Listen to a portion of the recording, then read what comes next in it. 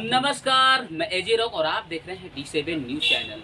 नगर निगम चुनाव जो है नज़दीक है और हर जगह जो है चुनावी माहौल बन चुका है और हर बनारस की गलियां जो है चुनावी माहौल से जो है गूंज उठा है। तो इस वक्त मैं मौजूद हूं वाराणसी के लालपुर मीरापुर बसई वार्ड नंबर 56 में, जहां हमारी मुलाकात अखिलेश पटेल जी से होने जा रही है। तो मिलेंगे हम इनसे और बात करेंगे कि इनकी राजनीति करियर कहां से स्टार्ट होती है और ये अपने वार्ड के लिए क्या करना चाहते हैं और राजनीति क्षेत्र में कब से ये हैं, उस सब आप लोगों को इस वीडियो में मिलेगा। तो आइए मिलते हैं अखिलेश पटेल जी से।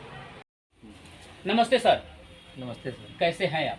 बहुत अच्छे हैं। आपकी मुस्कान ये बता रही है, जाहिर कर रही है कि वास्तव में जो है आप चुनावी मैदान में दमदारी के साथ उतर रहे हैं। आपका ये इतना बड़ा दुकान है कपड़े का, आपको चुनाव लड़ने की क्या जरूरत?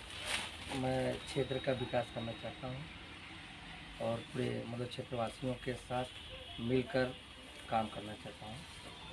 तो इससे पहले क्या आपके गांव में, आपके वार्ड में विकास नहीं हो रहा था? विकास तो कुछ नहीं होता, आप क्षेत्र घूम के देख लीजिए, खाली कागज़ पे काम है, ज़मीन पे तो एक भी काम नहीं है। आप पूरे हमारे वार्ड में देख लीजिए, बड़ा लालपुर हो, अड़े हो, मड़वा हो, लमई हो, रसूलपुर हो, आप कहीं भी घूम के देख लीजिए, खाली कागज़ पे काम होगा, ज़मीन पे एक भी काम नहीं है। जी, तो जनता को आपसे उम्मीदें हैं कि आप जब चुनाव जीत जाएंगे तो काम अच्छे से करेंगे?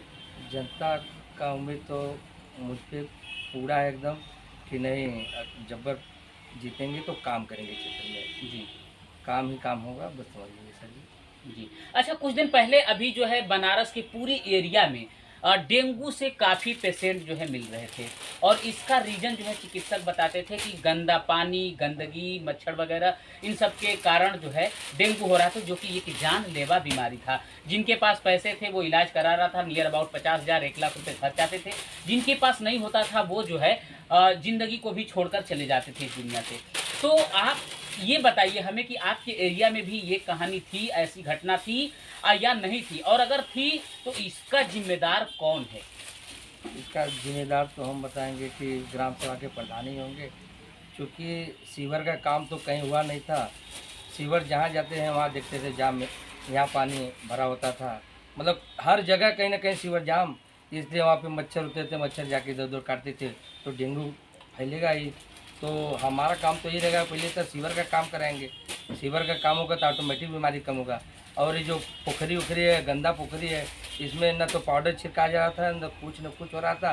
तो इसको पहले देख के तो हम लोग जो है कि सफाई कर्मी से, नगर निगम से मंगा के पहले होंगे तो पहले यही सब काम होगा। सीवर का काम पहले होगा और रोड का काम पहले होगा, और जो कि जिसके पास लैट्रीन वेट्रीन नहीं है, शौचालय, पहले उनका काम होगा। गरीबों के लिए मैं काम करूंगा, काम करेगा। अच्छा, ये बनारस का, पूरी बनारस का यही हाल है कि जैसे कागज पे जो है काम होता है और जमीनी स्तर पे काम नहीं होता है। ये आप ही नहीं बल्कि और भी लोगों ने मुझे बताया और गांव की जनता भी बताई है ये चीज़ें कि इस तरह का मामला हो रहा है। अब ये हमें बताइए कि आपके एरिया में पेयजल को लेकर क्या व्यवस्था है? नगर निगम की जो टंकियाँ लगी होती है उसके द्वारा पानी जनता पीती है या हैंडपम्प से पीती है, कुएँ का इस्तेमाल करती है या अपना पर्सनल जो है समरसेबुल या हैंडपम्प का इस्तेमाल करती है? ज़्यादा तो सब लोग अपना हैंडपम्प इस्तेमाल करते हैं। नगर निगम का तो कहीं पानी क्षेत्र है, हमारे तो ग्राम सभा तो कहीं गया नहीं है पहले तो। और जो कि हम लोग जब जीतेंगे चुनाव तो पहले तो घर घर तो जल का पाइप जाएगा, घर घर पीने का व्यवस्था करेंगे हम लोग। और जो कि प्रधान जी सब थे तो कुछ काम नहीं किए, समझिए, क्योंकि ये सब काम लोग को पहले कर देना चाहिए था।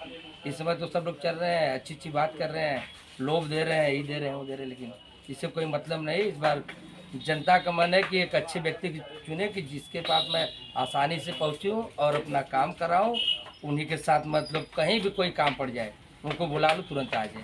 ये नहीं कि जाके किसी की जगह घंटी बजाना पड़े, घंटी बजाने के बाद अंदर से आ जाए कि अरे वो तो सुबह ही निकल गया है। तो जनता के मन में है कि इस बार एक अच्छे व्यक्ति को चुनेंगे कि जिसके यहाँ मैं आसानी से पहुँचूँ और मेरा काम हो, मेरा सुनवाई हो। अच्छा अखिलेश जी, हमें ये बताइए कि आपके गांव में, आपकी वार्ड में बहुत सारी ऐसी भी जनता होगी, गरीब तबके के लोग जो होते हैं, जो गरीबी रेखा से नीचे जीवन यापन करते हैं। उनके पास जो है शादी वादी में बारात रोकने का व्यवस्था नहीं होता है। तो भारत सरकार द्वारा बारात घर भी बनवाने का जो है आदेश जगह जगह पे हो रहा था। तो अभी आपके वार्ड में भी इसका व्यवस्था हुआ है या इससे वंचित है अभी? अभी इससे तो वंचित है। जो जो सब बंजर संजय ज़मीन था, हमें तो लगता है कि प्रधान या कोई भी उनको किसी को आवंटन कर दिया या तो पट्टा करके किसी का रजिस्ट्री कर दिए। बहुत सुनने को मिला, कहीं जगह नहीं है, समझ लीजिए। जी मतलब हम सगरों घूम रहे हैं ना, देख रहे हैं। ये तो जैसे कि जो पुश्तैनी ज़मीन है उसी जगह शादी हो जा रहा है, उसी जगह हमका पंडाल लग जा रहा है, उसी जगह अथवा हो जा रहा है। मतलब व्यवस्था कुछ नहीं है, ये हम देख रहे हैं घूम। अच्छा सर, हमें ये बताइए कि ग्रामीण क्षेत्र में मुफ्त राशन जो है मोदी जी द्वारा बांटा जा रहा था, और अभी मतलब महीने में 2 बार दिया जाता था, वैसे भी दिया जाता है तो कम दर पे दिया जाता है, जिसके लिए राशन कार्ड की जरूरत पड़ती है। तो बहुत जगह पे सुनने में ये आया है कि कोटेदार जो होता था वो वजन कम करके देता था, कभी कभी यूनिट की समस्या होती थी, यूनिट कम हो जाता था। तो इस तरह की समस्याओं से आपका गांव वंचित था या शामिल था उसमें? ये हमारे गांव में तो पहले तो कोटेदार जो कि आता था राशन 25 किलो, तो उसमें भाई तौल में तो कम ही आता था, करीबन 23 किलो या 22 किलो यही लगभग आता था। और राशन कार्ड की बात रह गई, तो राशन कार्ड भी प्रधान लोग जो भी बनवाए हैं तो उसके बदले भी सब लोग लगभग पैसा लिए हैं। किसी से 500, किसी से 2000, किसी से 1000 लेके बनाए। अब अभी भी हम क्षेत्र में घूमते हैं तो मुझे सुनने को मिलता है कि अभी हमारा राशन कार्ड नहीं बना है। अरे भैया, प्रधान 15 साल रहे, 10 साल रहे, 5 साल रहे, ये क्या कर रहे हैं आप? और किसी का विधवा पेंशन नहीं बना जी तो ये सब तो काम कम से कम प्रधान के करना चाहिए ना। जी। तो ये लोग मतलब कुछ काम नहीं कर रहे हैं, खाली बस कहने का मतलब कि हाँ, पूरा का पूरा जो है हाँ, घोटाला, टोटली हाँ, भाषा में बस वही, पूरा का पूरा घोटाला जो है। घोटाला है वही। जी। अच्छा, ये बताइए हमें कि स्पोर्ट को लेकर क्या व्यवस्था है आपके यहाँ? स्पोर्ट का व्यवस्था तो ये देखते हैं, कुछ अब लड़के जो खेलते कूदते हैं वो अपने पैसे से सब कुछ करते हैं, अपने किट करते हैं, बल्ला करते हैं, वॉलीबॉल करते हैं, गेट खरीदते हैं, कबड्डी, मतलब अपने पैसे के सब करते हैं। सरकार द्वारा तो कुछ काम नहीं होता है यहाँ पे, सब अपने पैसे से करते हैं।